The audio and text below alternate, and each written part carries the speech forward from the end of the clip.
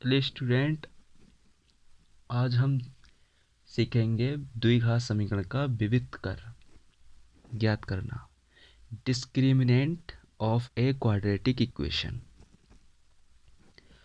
तो मान लेते हैं कि एक द्विघात समीकरण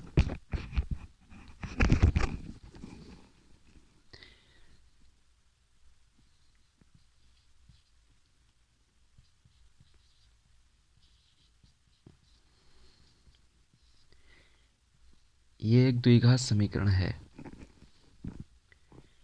इसके लिए विविध कर जो फॉर्मूला होता है वो ये होता है।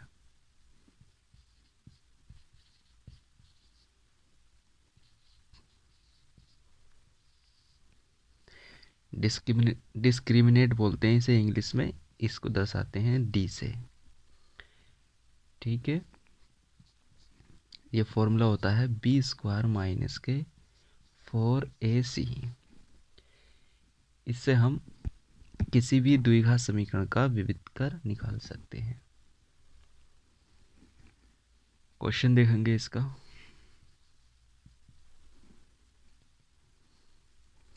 मान लीजिए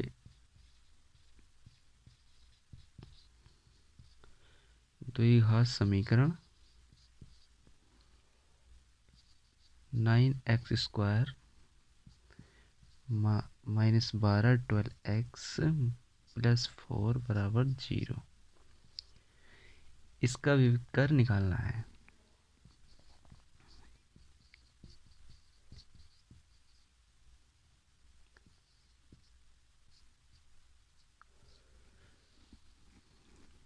विविध कर याद करो।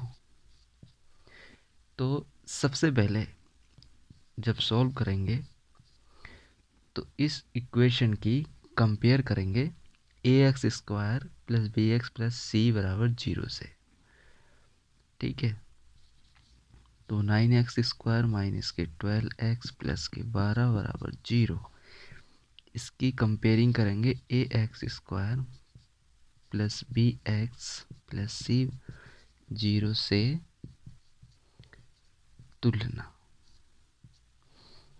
तुलना करने पर। ठीक है, यहाँ पर तुलना करने पर हम देखते हैं कि x² का कोफिशिएंट 9 है और यहाँ पर x² का कोफिशिएंट a है। तो अब a बराबर 9 मिला। इसी तरीके से b बराबर माइनस के 12। ठीक है, c बराबर ये 4 मिल गया। अब हम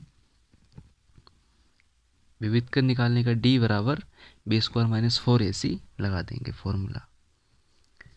विविध कर d बराबर क्या होता है, b² माइनस के 4ac। b² की जगह b² क्या है, माइनस के 12, तो माइनस के 12 का स्क्वायर।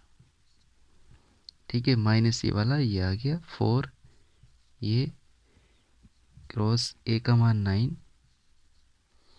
c का मान इंटू c का मान 4। ठीक है, इसके बाद स्टूडेंट मैं इधर कर देता हूँ इसको। हमें मिल जाएगा यहाँ पर 12 का स्क्वायर करेंगे, माइनस माइनस का प्लस बन जाएगा और 12 का स्क्वायर 144 हो जाएगा। ठीक है, माइनस 4 चौक 16 और 16 नामा 144। 144 प्लस के 144 माइनस के ये दोनों कट गए अर्थात 0। यानी कि विविध कर डिस्क्रिमिनेंट हमारा d बराबर 0 आ गया। यही हमारा आंसर हो गया।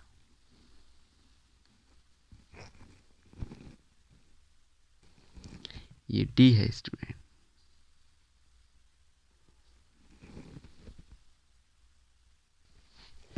चलिए स्टूडेंट, अगला क्वेश्चन है, यदि द्विघात समीकरण 3x² माइनस के 4x माइनस a इक्वल 0 का विविध कर 112 हो तो a का मान ज्ञात कीजिए। अब जो है इक्वेशन दे रखी है और उसका विविध कर दे रखा है। पहले हमें विविक्त कर हमने निकाला था, अब दे रखा है, तो उसी में से सी के जो नंबर होता है सी के स्थान का, उसको पूछा है। यहाँ पर ए है तो ए का मान पूछा है। तो हम सबसे पहले सॉल्यूशन में इसके इस इक्वेशन को लिख लेते हैं। द्विघात समीकरण 3x² माइनस के 4x माइनस के a बराबर 0। इसकी कंपेयरिंग कर देंगे किससे, ax² plus bx plus c बराबर 0 से तुलना करने पर तब हम देखते हैं कि a बराबर कितना मिला, 3x² के कोफिशिएंट की x² के कोफिशिएंट से, x के कोफिशिएंट की x के कोफिशिएंट से, ठीक है, अचर टर्म्स की अचर टर्म्स से। तब b बराबर यहाँ पे हमें मिलेगा -4, c बराबर हमें मिलेगा माइनस का a। ठीक है, हम जानते हैं कि विविक्त कर क्या होता है, d बराबर b² माइनस के 4ac होता है। तो d हमें दे रखा है विविक्त कर का मान, तो ये लगा देंगे 112 बराबर b² माइनस के 4 का होल स्क्वायर माइनस के 4 गुणा a का मान 3, c का मान आ गया माइनस का a। ठीक है, 112 ऐसी रहा, माइनस के 4 का स्क्वायर, माइनस माइनस प्लस, 4 चौक 16 हो गया, माइनस ये वाला माइनस इसको प्लस बना देगा, 4 तिया 12, 12a हमें मिलेगा ये। अब हमें a का मान निकालना है, तो इस 16 को इस इधर लेके जाएंगे, इधर कर देता हूँ मैं स्टूडेंट, देखिए 112 माइनस के 16 हो जाएगा बराबर, इधर रह जाएगा 12a। 112 में से 16 निकाल देंगे, ये बचेगा 96, 12a। हमें a का मान निकालना था, a बराबर हो जाएगा 96/12। 12 से काट देंगे, 12 8 बार जाएगा, 12 96, a का मान आ गया आपका 8। a का मान निकालना था, a का मान आ गया।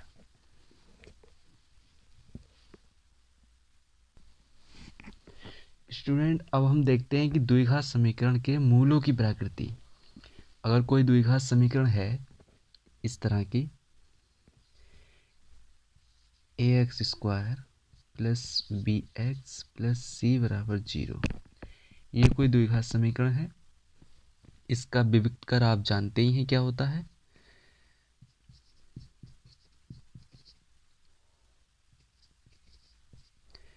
विविक्त कर d बराबर b² माइनस के 4ac ये होता है।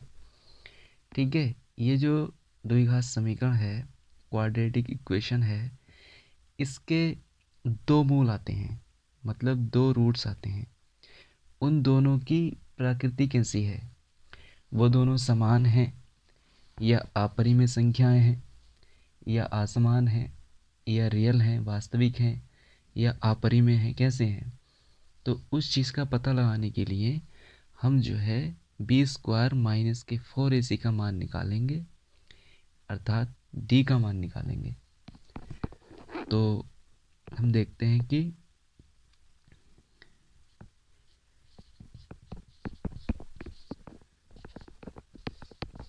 विविक्त कर b² माइनस 4ac का मान निकालेंगे, और एक तरफ होगी मूलों की प्रकृति।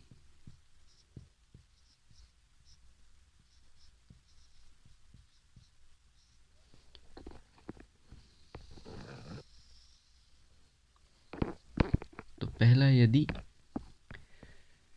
d का मान, ये d का मान b² माइनस 4ac लगाकर इस फॉर्मूले से इसको हल कर कर d का मान आ जाता है आपका 0 से बड़ा और धनात्मक हो।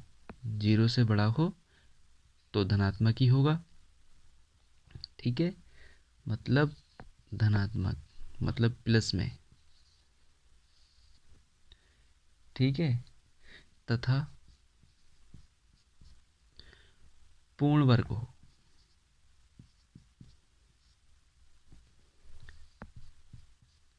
पूर्ण वर्ग हो, तब आप उस स्थिति में मूलों की प्रकृति बता सकते हैं कि मूलों की प्रकृति कैसी होगी? वास्तविक। वास्तविक, परिमेय, असमान। मूल कैसे हो सकते हैं ऐसी स्थिति में? वास्तविक हो सकते हैं, परिमेय होंगे और असमानीय। परिमेय संख्या मतलब रैशनल। वास्तविक यानी कि रियल नंबर। ठीक है, परिमेय संख्या हो सकती है यानी कि रैशनल नंबर।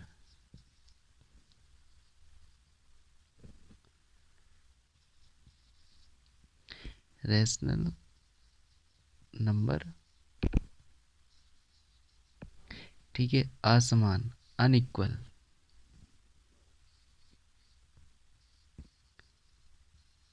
अनइक्वल, ठीक है, इस तरीके से। और अगर डी का मान 0 से तो बड़ा है, यानी कि प्लस में है, धनात्मक है।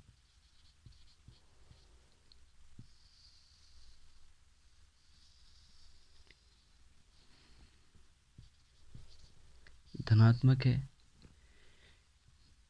लेकिन पूर्ण वर्ग नहीं है।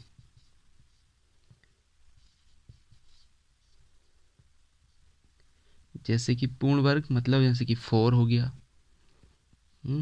तो पूर्ण वर्ग नहीं है। जैसे मान लो 3 हो गया, तो 3 धनात्मक है, लेकिन पूर्ण वर्ग नहीं है, 0 से तो बड़ा है। बस।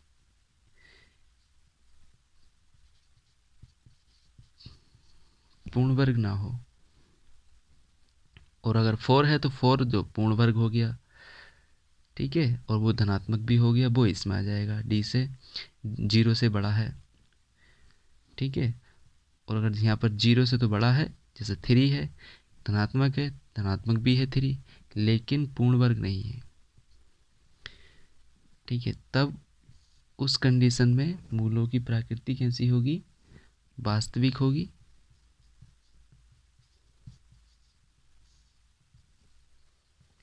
अपरिमेय,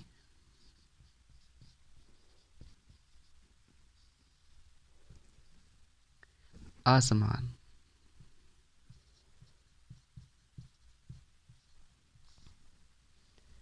उस कंडीशन में हम मूलों की प्रकृति को इस तरीके से बताएंगे। रूट्स की जो प्रकृति है, नेचर ऑफ रूट्स।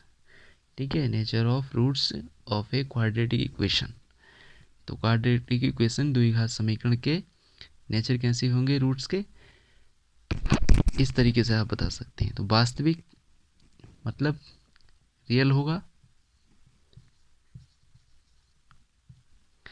अपरिमेय, अपरिमेय इरेशनल हो सकते हैं।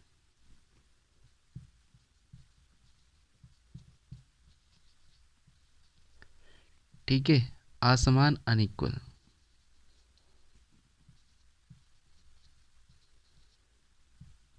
ये हो गया। ऐसे एक तीसरी कंडीशन है, जब शून्य हो तब। तीसरी कंडीशन क्या है स्टूडेंट? जब डी का मान शून्य हो। डी का मान मतलब विविक्त कर, द्विघात समीकरण का विविक्त कर शून्य आए। ठीक है, क्वाड्रेटिक इक्वेशन का विविक्त कर डिस्क्रिमिनेंट 0 आए। ठीक है, तब उस कंडीशन में मूलों की प्रकृति वास्तविक होगी।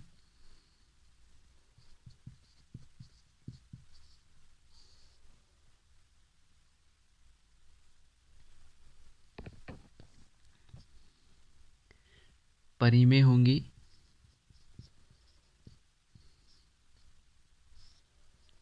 समान होंगे।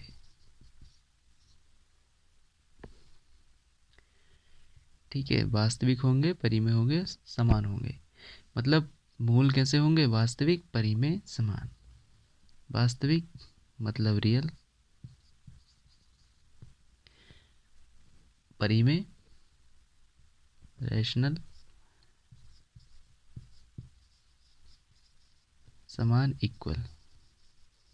इक्वल मतलब x के जो दोनों मान होंगे वो दोनों बराबर होंगे, जैसे भी हों, रैशनल होंगे, परिमेय संख्या होंगी और रियल वास्तविक नंबर होंगे। ठीक है, ऐसे ही फोर्थ है,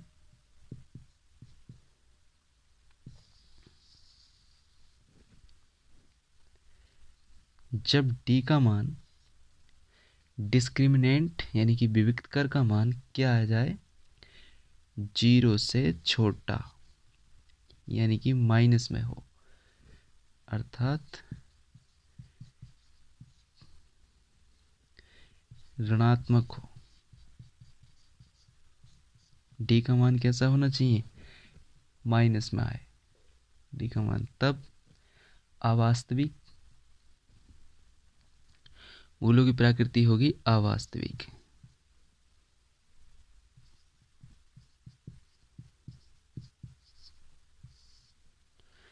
अवास्तविक मतलब काल्पनिक।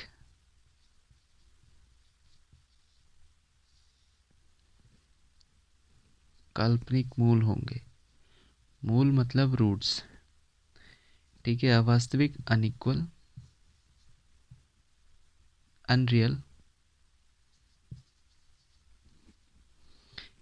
ठीक है, काल्पनिक इमेजिनरी।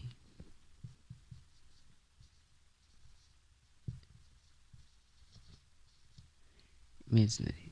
ठीक है, तो स्टूडेंट ये तो द्विघात समीकरण के मूलों की प्रकृति थी कि डिस्क्रिमिनेंट के अनुसार हम मूलों की प्रकृति कैसे बता सकते हैं। इसके आगे हम अगला क्वेश्चन करेंगे। स्टूडेंट ये क्वेश्चन है कि द्विघात समीकरण x square plus 6x plus 9 बराबर 0 के मूलों की प्रकृति ज्ञात कीजिए। तो सबसे पहले हम इसमें इस इक्वेशन की कंपेयर करेंगे ax square plus bx plus c बराबर 0 से। एक्स स्क्वायर का कोफिशिएंट यहाँ पर 1 है, जहाँ इसके साथ में कुछ नहीं होता उसको 1 मानते हैं। एक्स स्क्वायर के यहाँ साथ में a है तो a बराबर 1, b बराबर 6, c बराबर 9। डिस्क्रिमिनेंट निकालेंगे इसका, विविक्त कर क्या होता है? d बराबर बी स्क्वायर माइनस के 4ac बी स्क्वायर यानी कि 6 का स्क्वायर माइनस 4, a बराबर 1 है, c बराबर 9 है। 6 का स्क्वायर 36 हो जाएगा, माइनस 9 चौक 36, इकन 36, 36 से 36 कर दिया अर्थात 0 आ गया। मतलब जो d का मान आया वो 0 आया।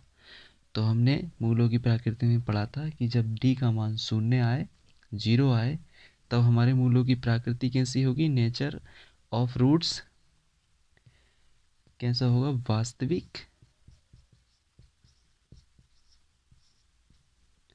वास्तविक, परिमेय, समान। समान मतलब रियल होगा, परिमेय रेशनल होगा, समान इक्वल। मूल कैसे होंगे इसके? रियल, रेशनल, इक्वल, वास्तविक, परिमेय, समान। ये आंसर हो गया आपका। स्टूडेंट ये नया क्वेश्चन है अगला। द्विघात समीकरण 3x स्क्वायर माइनस के 2x प्लस 4 बराबर 0 के मूलों की प्रकृति ज्ञात कीजिए। मतलब इस द्विघात समीकरण के नेचर ऑफ रूट्स निकालने हैं हमें। ठीक है, ये बतानी है कि मूलों की प्रकृति कैसी है। तब सबसे पहले इस इक्वेशन को यहाँ लिखेंगे 3x square minus 2x plus 4 0। Comparing करेंगे द्विघात समीकरण से, क्या होती है? A x square plus b x plus c बराबर 0, ए बराबर 3 हो जाएगा, बी बराबर -2, सी बराबर 4। डिस्क्रिमिनेंट निकालेंगे, डी का मान बी स्क्वायर माइनस के 4ac से बी स्क्वायर माइनस के 2 का स्क्वायर -4 इंटू ए का मान 3 इंटू सी 4, 2 दूनी 4 हो गया, प्लस का 4 हो जाएगा माइनस, 4 चौक 16, 16 तिया 48, माइनस के 48, यहाँ बचेगा 44, माइनस के 44, ये डी। अर्थात डी का मान कितना निकल आया, माइनस का 44। तो डिस्क्रिमिनेंट विविक्त कर माइनस में आया। तो जब माइनस में आता है तब मूलों की प्रकृति होती है अवास्तविक, अर्थात काल्पनिक मूल होते हैं। मूल कैसे होते हैं, काल्पनिक होते हैं। तो हम लिखेंगे यहाँ पर मूलों की प्रकृति अवास्तविक।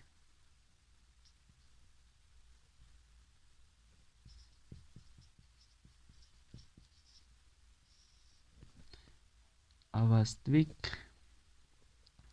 मतलब काल्पनिक।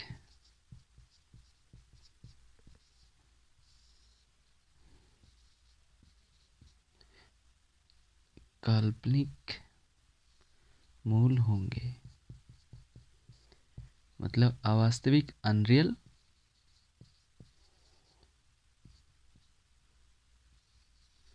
अनरियल और काल्पनिक इमेजिनरी।